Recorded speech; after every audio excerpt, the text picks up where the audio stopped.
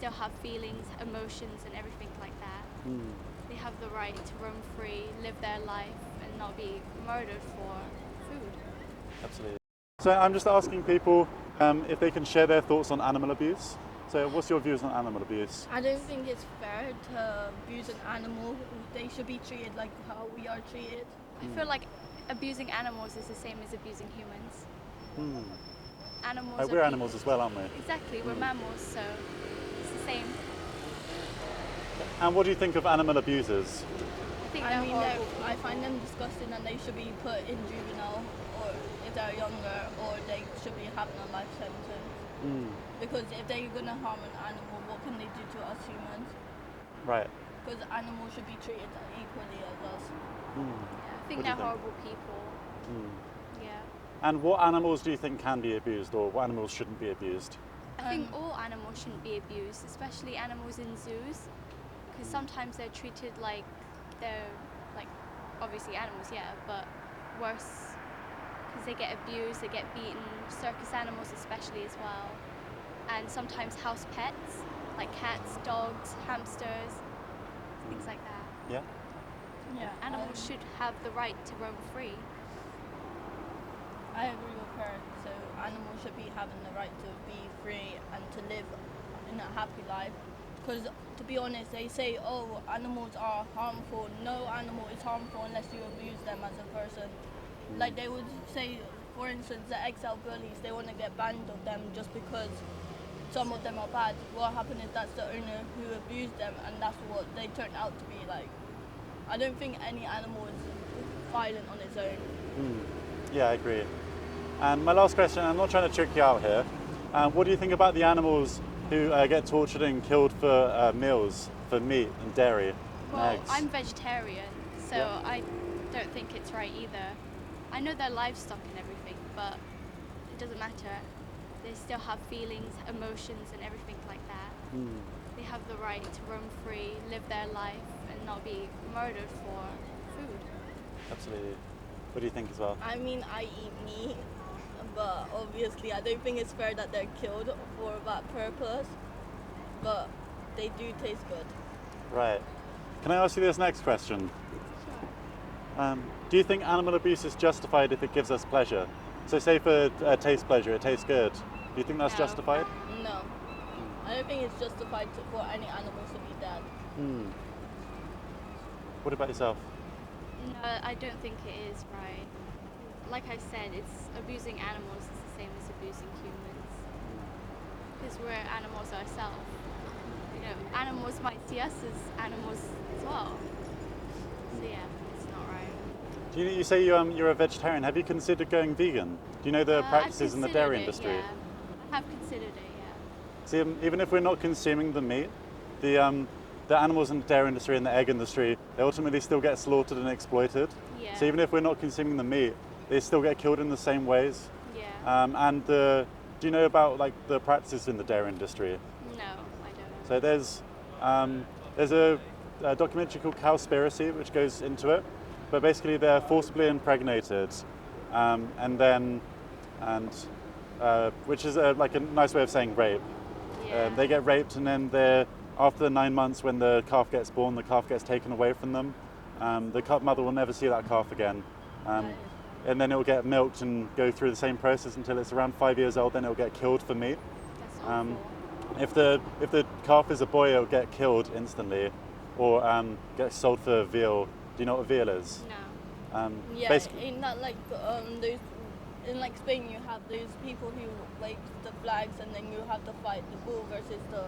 oh no, so that's bullfighting. That's separate. Basically, veal is they'll shipped off sometimes to Spain or like different countries in Europe, and they'll get starved for a while, and then they'll get force fed really quickly, so they kind of plump up, and then they get killed at a very young age. And if they're a female when they're born, they'll go through the same reproductive process and then killed again. Yeah. So even if we're not consuming the meat, we're still kind of paying for that, for the suffering of the animal and the ultimate death of that animal. So the best thing you can do is to abstain from eating any animal products. Yeah. Yeah. Would you agree with that? Yeah. Me personally, like I have tried to be vegan a lot of my younger years, but obviously I've always had a problem where like I would miss meat, and I think that's where an issue could be caused by us people, because when we're used to eating a certain thing or it's in our culture to eat, for instance, in my culture, it's very important to eat meat. If you don't eat meat, then you're not part of our culture. Right. So I guess it also could have a cultural impact. So I guess it's very different in very different circumstances. It's very difficult when it's a cultural norm, and if like your family does it, it can be very difficult to say no, I don't want to kind of carry on with what you guys are doing. Would you say with another injustice, say if like chicken fighting or bullfighting was a societal norm, if you grew up in that society, would you say it's okay, or would you say actually I don't agree with this, I'm going to stop? I don't agree with it. Regardless if it's in my culture or not, I still wouldn't agree with it.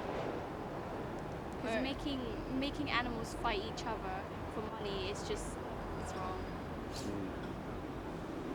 I mean, I don't agree with like animals harming each other, because that's not their way or that's not their nature to do so. But it is our nature to obviously go out and try to kill. We kill even each other. If you think about it, there's so many wars, so many conflicts, people killing each other. It's a norm in our way of life. If we as humans stop doing so and stop fighting, what's going to be the next one for us?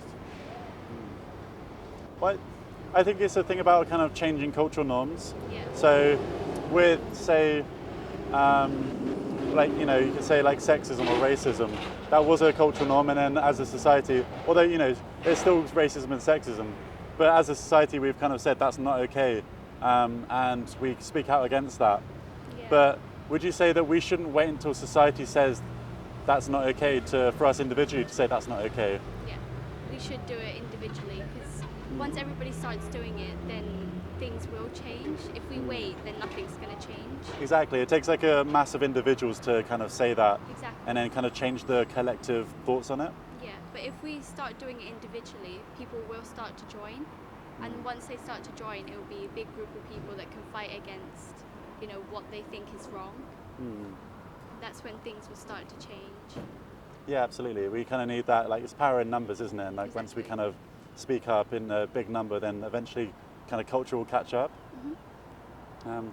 What do you think about those people who, when things like racism was a cultural norm, do you think those people who were racist, or sorry, yeah, if those people who were racist then, even though it was a cultural norm, do you think they were like good people or bad people just because they were going along with the cultural norm?